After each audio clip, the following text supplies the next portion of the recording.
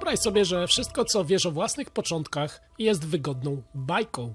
Nie jest też kłamstwem, tylko opowieścią tak uproszczoną, tak grzeczną, że przestaje mieć cokolwiek wspólnego z rzeczywistością poprzednich czasów. Wyobraź sobie, że ktoś przez całe życie mówił ci: nadeszliśmy późno, po cichu, przyszliśmy w zasadzie na gotowe, że byliśmy biedni, rozproszeni, wręcz opóźnieni w swoim rozwoju, że świat wydarzył się wcześniej, bez nas, że byliśmy drugorzędni. A teraz pomyśl, że wchodzisz do kroniki napisanej przez ludzi, którzy patrzyli na twoich przodków z murów płonących miast. I widzisz coś zupełnie innego. Nie jest to opowieść o ludziach, którzy przyszli po katastrofie, ale o ludziach, którzy sami w sobie byli dla nich katastrofą. Bo w VI wieku, gdy cesarze Bizancjum wciąż wierzyli, że rządzą znanym im światem, a marmur Konstantynopola śnił jak obietnica chyba wieczności, na północ od Dunaju rosła nowa siła, która nie miała państwa, nie miała map, nie miała nawet jednej nazwy, a mimo to potrafiła łamać armię, burzyć największe twierdze i zamieniać prowincje cesarskie w strefę śmierci.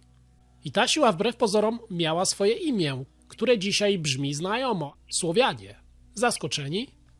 Nie są oni z romantycznych obrazów, nie są oni ze znanych ci podręczników, nie są tymi, o których cię uczono. Ci z mojej opowieści są prawdziwi, widziani oczami swego śmiertelnego wroga. A teraz pomyśl o bizantyjskim oficerze, który całe życie wierzył, że granica jest tam, gdzie kończy się wielka rzeka Dunaj, że za nią nie ma świata zdolnego do wojny innej niż rabunkowy, skryty najazd, że barbarzyńcy mogą być uciążliwi, ale nigdy tak naprawdę groźni. A potem wyobraź sobie jego zdziwienie, gdy docierają do niego pierwsze raporty, niespójne, nerwowe, sprzeczne, że jakieś oddziały zniknęły, że jakiś garnizon przestał odpowiadać, że wojsko wysłane na północ nie wróciło. Na początku to się ignoruje, zawsze się ignoruje. Imperia giną właśnie w ten sposób. Nie przez jeden wielki, totalny cios, ale przez długie lekceważenie sygnałów, które nie pasują do obrazu widzianego przez nich świata. Bo jak przyjąć do wiadomości, że lud, który miał być chaotyczny, niezdolny do organizacji, nagle maszeruje, dzieli się na oddziały, wybiera moment uderzenia i bije armię cesarza w otwartym polu? To nie powinno być możliwe, a jednak się wydarzyło. I w tym momencie zaczyna się prawdziwa opowieść o Słowianach, nie ta wydumana piewców Wielkiej Lechii.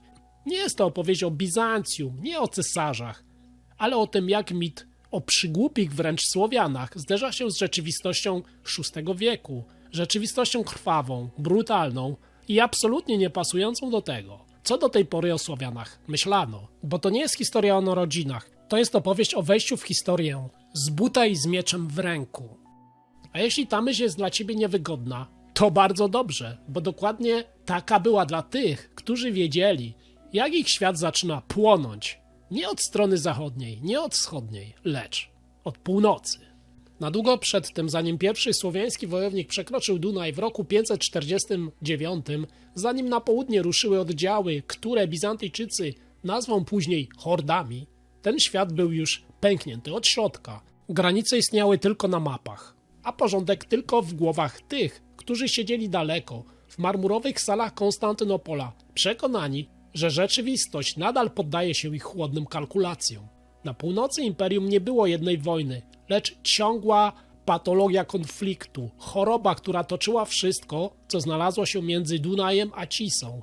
Gepidowie, lud germański, osiadły na ziemiach dawnej Panonii, czuli na plecach oddech innych Germanów, Longbardów, coraz bardziej agresywnych, coraz bardziej zdesperowanych, świadomych, że ich czas w tej części świata może się wkrótce skończyć. A Herulowie, kolejni Germani, dawni wojownicy i grabieżcy, byli już tylko cieniem samych siebie, najemnikami, których sprzedawano razem z mieczem i końmi. A pomiędzy nimi nie kto inny jak Słowianie, dużo bardziej liczniejsi, niż chciałoby tego Bizancjum, mniej uchwytni, niż pozwalała na to cesarska administracja i polityka. Konstantynopol próbował ten chaos jakoś ujarzmić, ale robił to w jedyny znany sobie od dawna sposób. Pieniądzem, obietnicą, intrygą. Jednego roku płacono Gepidom, by blokowali przeprawy na Dunaju. Drugiego roku obiecywano ziemię Antom, by pilnowali rzeki. Traktaty podpisywano, ale łamano je jeszcze szybciej. W roku 546 Justynian wysyła posłów do Antów, obiecując im ziemię wokół Dunaju. W tej decyzji oczywiście nie ma żadnego romantyzmu ani niczego innego poza kalkulacją. Jest jak zwykle chłodna. Niech barbarzyńcy pilnują barbarzyńców. Niech jedni trzymają w ryzach drugich, a cesarstwo zachowa pozory kontroli. Nikt w Konstantynopolu nie pyta, co się stanie, gdy Antowie uznają, że ziemia i złoto są lepsze od obietnic cesarza. A potem przyjdzie moment, w którym polityka spotyka się z rzeczywistością. Dwaj pretendenci do tronów, dwaj młodzi mężczyźni, każdy przekonany, że świat został mu odebrany niesprawiedliwie. Ostrogota, syn gepickiego króla, ucieka do Longbardów, licząc, że obcy dwór okaże się bezpieczniejszy niż własny kraj. Hildigis, prawowity następca tronu longbardzkiego, ratuje życie, uciekając, uwaga, do Sklawinów. Źródła milczą o tym, co dokładnie działo się z Hildigisem przez te 2 lub 3 lata. Co się wtedy mogło wydarzyć? Widzimy go w słowiańskim obozie, bez purpury, bez tytułów, zmuszonego do udowadniania swojej wartości nie pochodzeniem, ale czynem. Widzimy, jak uczy się świata, w którym władza nie wynika z dziedziczenia, lecz z tego, czy potrafisz przekonać innych, że wyprawa ma sens, że łub jest realny, a ryzyko się opłaci. Widzimy, jak obserwuje sposób walki, narady, sposób podejmowania decyzji, które nie zapadają w jednym pałacu, lecz przy ogniu, wśród ludzi, którzy jutro mogą być już martwi. Gdy w roku 548 napięcie między Gepidami a Longbardami sięga szczytu, Hildigis wyjdzie z cienia, widzi swoją szansę. Rusza do Gepidów, prowadząc ze sobą nie tylko własną germańską drużynę, ale i wojowników słowiańskich, którzy poszli za nim nie dlatego, że coś im obiecał, lecz dlatego, że obiecał po prostu wojnę. Jego plan jest prosty. Wykorzystać konflikt germańskich królów, odzyskać władzę. Ale wielka polityka znów zmieni reguły gry. Bizancjum, wierne swojej strategii równoważenia sił, staje po stronie Longbardów. Gepidowie zostają odcięci. Longbardowie dostają posiłki cesarskie. Herulowie, sprzymierzeni z Gepidami, zostają rozbici jeszcze zanim pomoc cesarska dotrze na miejsce. Gepicki król rozumie, że gra skończyła się, zanim się na dobre rozpoczęła. Zawiera pokój, a ceną pokoju są głowy innych pretendentów. Możemy sobie wyobrazić ten moment, w którym Hildigis dowiaduje się, że jego nazwisko stało się kartą przetargową w rękach innych, że nie jest już sojusznikiem, lecz tylko problemem dla wszystkich wokoło, że jeśli tu zostanie, wkrótce będzie ubity. I znów wraca do Słowian, zaskoczeni, tym razem nie jako uchodźca, lecz jako człowiek, który wie, że nie ma dokąd pójść. Jest to kolejny nowy rozdział tej historii, bo Hildigis o nic nie prosi, on wszystko organizuje. Wokół niego gromadzą się tysiące wojowników słowiańskich, dla których wojna nie jest narzędziem polityki, lecz sposobem na życie. Dołączają też nieliczni Germanie z Gepidów i Longbardów. Ludzie najprawdopodobniej już tam spaleni, wykluczeni, bez przyszłości w nowym porządku, na swoich starych ziemiach. A teraz powstaje armia, która nie ma sztandaru jednego państwa, ale ma jeden jasny kierunek. I tak w roku 549 Dunaj zostaje sforsowany. Nie jak granica cywilizacji, ale rzeka, którą się przekracza, gdy czas jest na to odpowiedni. Marsz w kierunku Wenecji Euganejskiej nie jest desperackim rajdem bandy Słowian, jest próbą wejścia w jeszcze większą grę. Połączenia się z Totillą, obecnym królem Ostrogotów z Italii, który właśnie toczy śmiertelne boje z Bizancjum. Hildigus kalkulował dobrze, bo gdyby mogło mu się to udać, mapa świata znów zmieniłaby się całkowicie. Ale historia jest jak zwykle przewrotna, bo zamiast Ostrogotów spotyka on armię bizantyjską dowodzoną przez wodza wschodnich Rzymian, Lazarosa. I tu znów mamy ten moment decyzji, krótką naradę, świadomość, że odwrotu już nie ma, że to starcie zadecyduje nie tylko o tej całej wyprawie, ale o tym, czy Słowianie zostaną potraktowani w tym momencie poważnie. Atak następuje natychmiast. Bitwa jest brutalna, chaotyczna, krwawa. Bizantyjczycy przegrywają i to nie jest potyczka, to jest sygnał ostrzegawczy. Po zwycięstwie Hildigis cofa się. Może jest to zaskakujące, ale może czuje też, że zbyt wiele sił zbiera się już przeciwko niemu. Być może rozumie, że jego rola w tej rozgrywce dobiega powoli końca i niedługo później ginie, zamordowany, usunięty, jak wielu ludzi, którzy znaleźli się między wielkimi graczami, którzy ich przerośli, ale był on swego rodzaju katalizatorem Ogniem, który już rozpalił i którego nie da się zatrzymać. Gdy pierwsze oddziały słowiańskie zeszły z północnego brzegu Dunaju i ruszyły w głąb Tracji, wojna przestała być abstrakcją zapisywaną we wcześniejszych raportach. Stała się doświadczeniem codziennym. Czymś, co wdzierało się do życia garnizonów miast i wsi z taką samą siłą jak głód czy choroba. Bałkany nie były już pustą przestrzenią. Były gęsto usiane twierdzami, obozami warownymi i miastami, które od czasów rzymskich miały stanowić szkielet obronny imperium. Każda z nich była punktem na mapie, węzłem komunikacyjnym, magazynem zapasów, symbolem władzy cesarza nad tą ziemią. I to właśnie dlatego Słowianie ich nie omijali, oni je rozbrajali. Najpierw nie było szturmów, była obserwacja. Oddziały rozchodziły się szeroko, badając drogi, sprawdzając, gdzie stoją garnizony, ile mają ludzi, jak daleko jest do następnej twierdzy. Atakowano to, co najsłabsze. Małe obozy, strażnice, posterunki przy przeprawach. Żołnierze ginęli w nocy, w zasadzkach, podczas patroli. Ciała zostawiano na widoku, nie po to, by je ograbić, lecz po to, by wiadomość dotarła szybciej do stolicy niż posłańcy. Twierdze powoli zaczynały milknąć. Komendanci wysyłali meldunki, ale odpowiedzi nie nadchodziły. Drogi były niepewne, posłańcy nie wracali. Każda noc przynosiła pytanie, czy uderzą dzisiaj, czy jeszcze poczekają. A czekanie było gorsze od ataku, bo w tym czasie kończyły się zapasy, panika rosła, a dyscyplina zaczynała się kruszyć.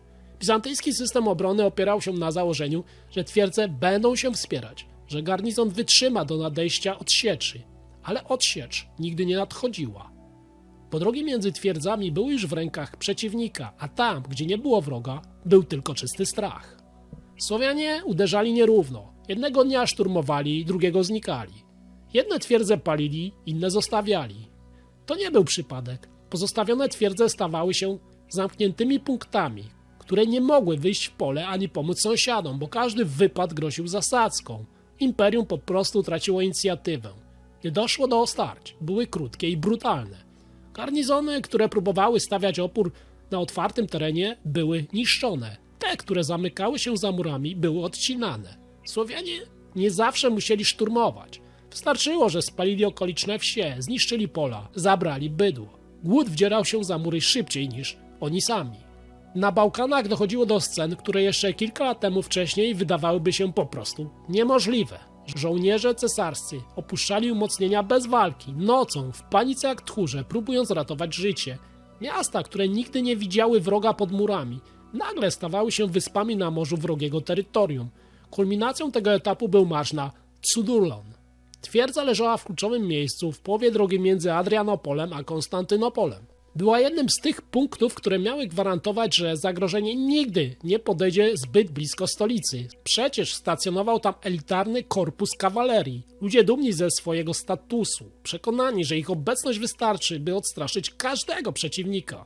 Gdy Słowianie pojawili się w okolicy, nie rzucili się od razu na mury. Pozwolili kawalerii wyjść w pole. Bitwa, która nastąpiła, była starciem dwóch światów. Jazda bizantyjska próbowała narzucić swoje tempo, rozbić przeciwnika uderzeniem, zmusić do odwrotu.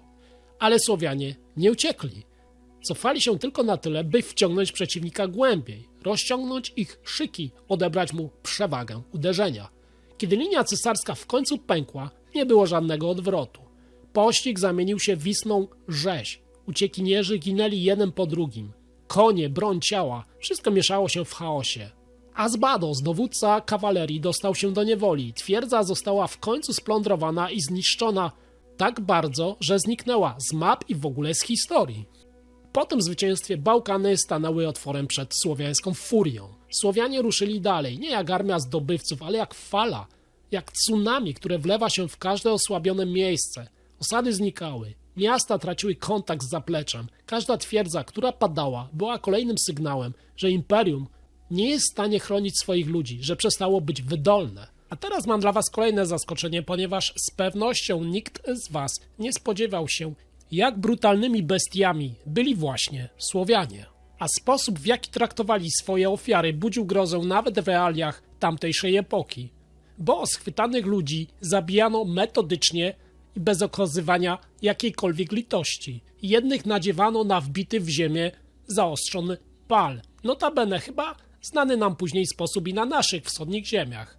Innym krępowano ręce i nogi, przywiązywano do 4 kołków, po czym dobijano ich po prostu bijąc pałkami po głowach. Zdarzało się także, że niektórych pojmanych razem z całym dobytkiem i trzodą po prostu zamykano w chatach, które następnie podpalano, a ci ludzie płonęli żywcem. Czy ponownie nie mamy tu zwyczaju, który wiele wieków później odzwierciedla się na naszych ziemiach wschodnich? Czy tacy w istocie byli Słowianie z tamtych regionów? To Peros było inne, kolejna twierdza, duża, ludna, dumna ze swoich murów.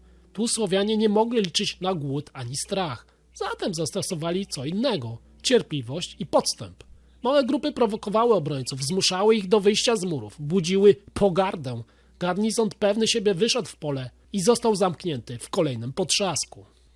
Gdy miasto padło, przemoc była totalna. Mordy, ogień, niewola. To nie byli spokojni rolnicy, to byli nowi panowie wojny. Wszystko to miało jeden cel – złamać wolę oporu kolejnych miast. I działało. Wieści o losie Toperos w końcu dotarły do Konstantynopola. A nadal nie był to koniec, bo każda zdobyta twierdza, każde spalone miasto, każdy bestialsko wymordowany garnizon zmieniał geopolitykę regionu. Longbardowie wiedzieli, że Bizancjum słabnie i zaczynali myśleć o ruchu na zachód. Gepidowie, coraz bardziej osamotnieni, wiązali się ze Słowianami jeszcze bardziej. Cesarstwo traciło Bałkany nie w jednej kampanii, lecz twierdza po twierdzy, droga po drodze, rok za rokiem. I właśnie tutaj, w tym miejscu zaczyna się całkowicie nowa epoka. Nie ma jeszcze państw słowiańskich, nie ma jeszcze stabilności, ale jest to świat, w którym imperium przestaje dyktować warunki na globalną, europejską skalę. Zatem czy zgadzacie się z moimi tezami? Słowianie VI wieku, zorganizowana armia, jazda, która bije bizantyjską jazdę, nie rolnicy, brutalni mordercy, zwycięzcy. Chętnie o tym usłyszę w komentarzach pod filmem. Dajcie znać, czy chcecie kontynuacji tej historii, bo to przecież dopiero był początek.